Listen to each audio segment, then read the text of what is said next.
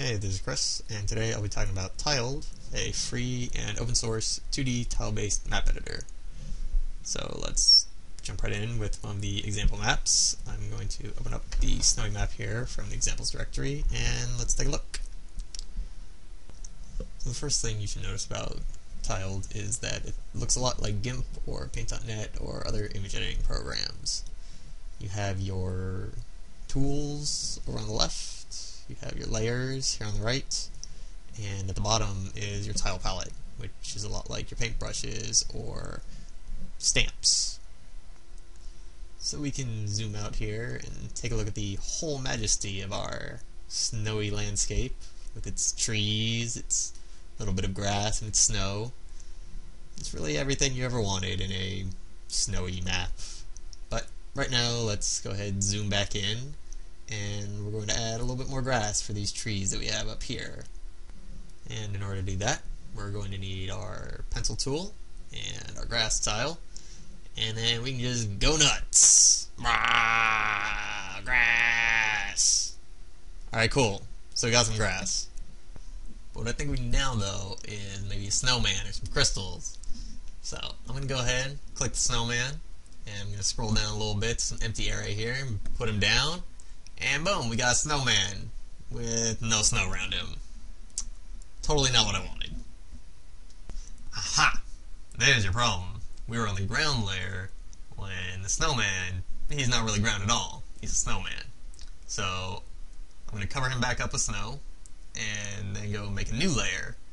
And let's see, we're going to call that guy Snowman and Crystals. And so now I can put my snowman back, and boom, everything looks good. And just for good measure, while I add some crystals here, give him a little crystal fortress, and there we go. Now, what about this green tree here?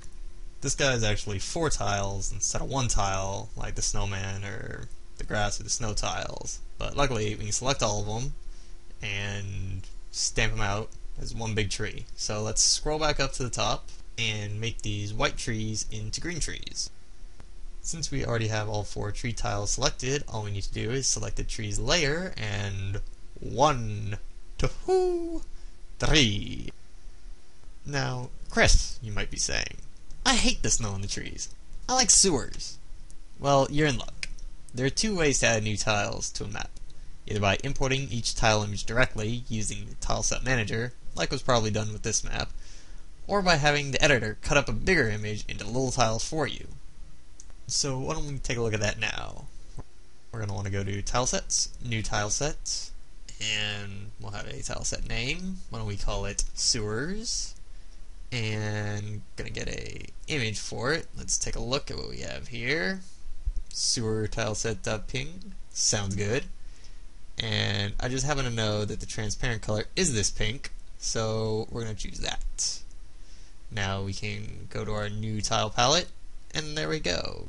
You'll notice that these tiles don't seem to match up just right, especially if you look at the bottom ones here. They get cut off in weird places, and that's because this tile set was designed to have tiles that are a different size from the ones in the map we're using. It's important that you stay consistent when you're making your maps, because otherwise it's just a huge headache. Now I want to talk about one more thing today, and that's this yellow dot in the middle of the screen that says Object. So if I right click on it, I get this selection is empty pop-up box. And that's because it's on the inanimate object group, not tile layer. So click that object group and right click again, then I get this object options or properties menu.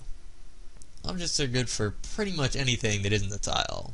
So players, NPCs, spawn points, whatever you want really.